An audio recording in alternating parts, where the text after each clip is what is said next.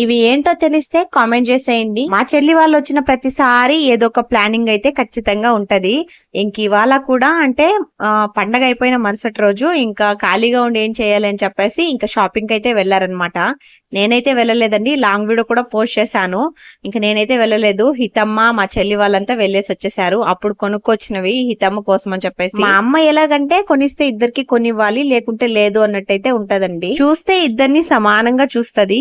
నాకెలాగో ఇప్పుడు ఏం అవసరం లేదండి. మా అమ్మ అలాంటది, కానీ మేము ఎవరిని ఎక్కువ చూసినా మేమేం ఫీల్ అవ్వం. నేనన్నా కొంచెం బాధపడతాను, కానీ మా చెల్లి అస్సలు బాధపడదు. ఇంకా పెడితే మా అక్కకే కదా పెట్టేది అన్నంత దీంతో ఉంటదన్నమాట. అప్పుడమే మర్చిపోయాను, ఇప్పుడు కొనిచ్చింది మా అమ్మ కాదండి, మా చెల్లె కొనిచ్చింది ఇప్పుడు హితికి. ఇంకా షాపింగ్ నుండి రాగానే ఎండలో పడొచ్చారు కదా, ఇంకా ఆయిల్ అయితే పెట్టుకోవాలనిపించిందంట. అందుకోసం అని చెప్పేసి మా అమ్మతో ఆయిల్ అయితే పెట్టించుకుంటుందండి. నేనైతే ఫస్ట్ నే పెట్టించుకునేసాను. మేమిద్దరం ఎలానో మా హితి కూడా అలానే మా అమ్మకి. వీడియో నచ్చితే లైక్ చేయండి.